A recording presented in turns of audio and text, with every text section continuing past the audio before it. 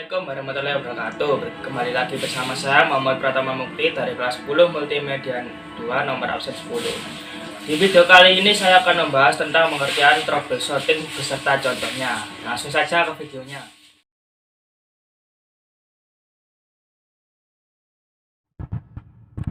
Pengertian troubleshooting komputer dan contohnya. Troubleshooting adalah adanya suatu masalah atau adanya ketidaknormalan pada komputer kita. Masalah komputer atau troubleshooting dibagi menjadi dua, troubleshooting hardware dan troubleshooting software. Meskipun tidak menutup kemungkinan juga gejala-gejala lambatnya komputer terjadi tidak hanya pada software, tetapi juga troubleshooting hardware. Berikut contoh troubleshooting komputer. Komputer menyala sebentar langsung mati. Pasta kurang, karena pasta berfungsi untuk menyalurkan panas dari IHS ke heatsink. Sehingga jika pasta kurang atau kering, maka mengakibatkan prosesor memanas dan akhirnya merestart bahkan mati. Heatsink tidak kompatibel karena setiap prosesor memiliki TDP yang berbeda-beda dan otomatis panasnya setiap prosesor juga berbeda-beda, sehingga setiap prosesor heatsinknya berbeda-beda. Contoh, prosesor Intel Pentium 4 memiliki TDP max 115 Watt dan prosesor Intel Pentium D memiliki TDP 130 Watt. Sehingga prosesor Pentium 4 dan Pentium D memiliki TDP yang berbeda dan membutuhkan heatsink yang berbeda pula. Untuk prosesor Intel Pentium D membutuhkan heatsink yang lebih besar dari prosesor Intel Pentium 4. Komputer tidak tampil dan ngeheng ketika setelah terjadi mati lampu. Terjadi jebakan memori karena dalam setiap komponen komputer memiliki kapasitor. Kapasitor sendiri berfungsi untuk menyimpan daya listrik sementara. Permasalahannya adalah ketika terus dicoba untuk memaksakan hidup dan menyalurkan listrik menjadikan kapasitor bermasalah. Karena kecenderungan kapasitor tidak bisa diisi ketika masih ada isi. Otomatis karena setiap komponen seperti memori memiliki kapasitor, dipastikan itu menjadi masalah.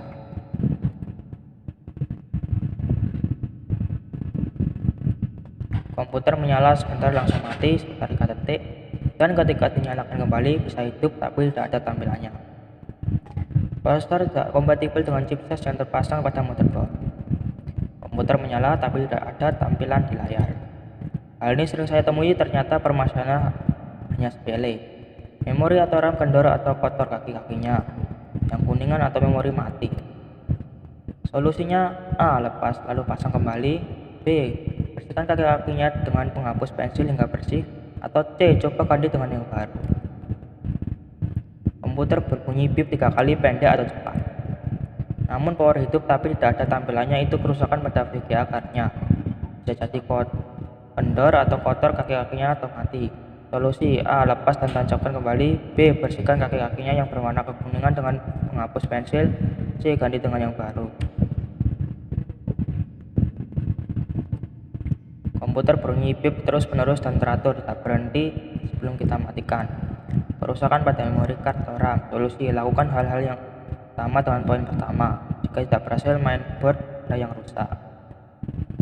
Komputer keluar pesan error disk boot failure. System insert system disk and press enter. Kerusakan pada hard disk Anda atau sistem yang ada di hard disk hilang. Solusinya, pastikan hard disk dikenal di dalam sistem BIOS komputer. Caranya dengan memperhatikan tampilan awal, apakah ada ide atau hard disk yang muncul, atau tekan del pada saat awal menyala. Lalu lihat di standar setting apakah hard disk Anda muncul di situ. Jika muncul berarti hard disk bagus, hanya sistemnya atau partisinya yang hilang. Lakukan instalasi sistem lagi. Jika tidak muncul hard disk Anda yang rusak, ganti dengan yang baru. Atau coba tepuk secara perlahan badan hard disk lalu nyalakan lagi. Jika berhasil, segera backup data Anda. Kenapa ditepuk pelan? Sekedar memberi goncangan sedikit di motor hard disk yang macet agar bergerak lagi. Komputer tiba-tiba tidak bisa membaca flash disk. Masalah kebanyakan pada power supply komputer yang sudah lemah karena flash disk menggunakan listrik tegangan rendah. Jika powernya kurang, berdampak pada pembacaan data yang ada di flash disk. Solusi: ganti power supply atau coba colokan pada USB bagian belakang karena langsung menempel di mainboard, siapa tahu powernya lebih bagus. CD atau DVD-ROM sulit terbuka, terkunci. Masalahnya karena CD-ROM jarang digunakan dan sudah tua, sehingga karet penggerak dari motor ke roda gigi mengendor, sehingga pada saat motor bergerak membuka pintu, CD terjadi slip sehingga pintu tidak bisa terbuka. Solusi: ambil sebuah paper clip, luruskan lalu tusuk pada bagian pintu CD-ROM yang ada lubang kecilnya. dorong hingga pintu berhasil terbuka. Saran saja, sebaiknya jangan biarkan CD-ROM selalu kosong. Paling tidak masukkan CD blank agar motor CD-ROM tidak macet. Monitor berubah-ubah warna. Kerusakan pada RGB monitor Anda kemungkinan besar ada baterai atau solderan yang terlepas, atau retak atau kabel data monitor tak terkunci dengan baik ke VGA. Solusi: reparasi monitor atau kencangkan kabel data ke VGA. Floppy disk menyala terus. Ada virus lokal di komputer Anda, bersihkan dengan antivirus lokal saja pasti hilang.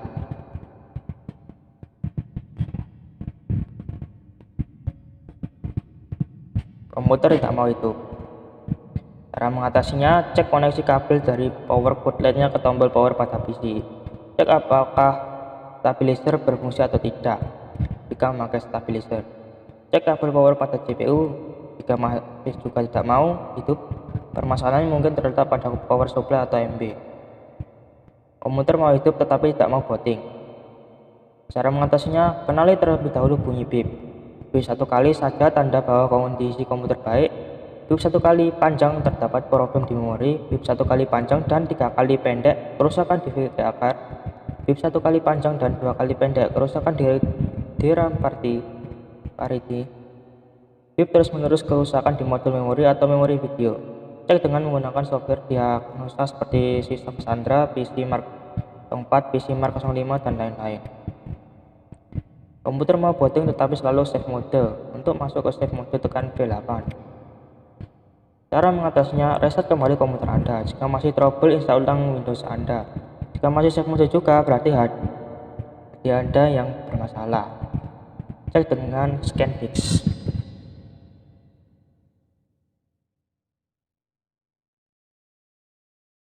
Komputer sering hang. Cara mengatasinya disebabkan software mengalami crash. Tekan Ctrl Alt plus del, klik and text pada program yang not responding.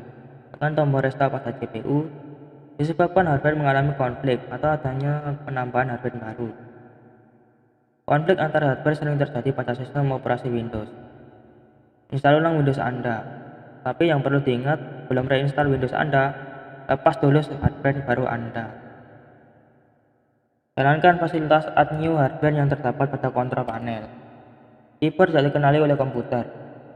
Cara mengatasinya, cek apakah keyboard Anda sudah terpasang dengan benar.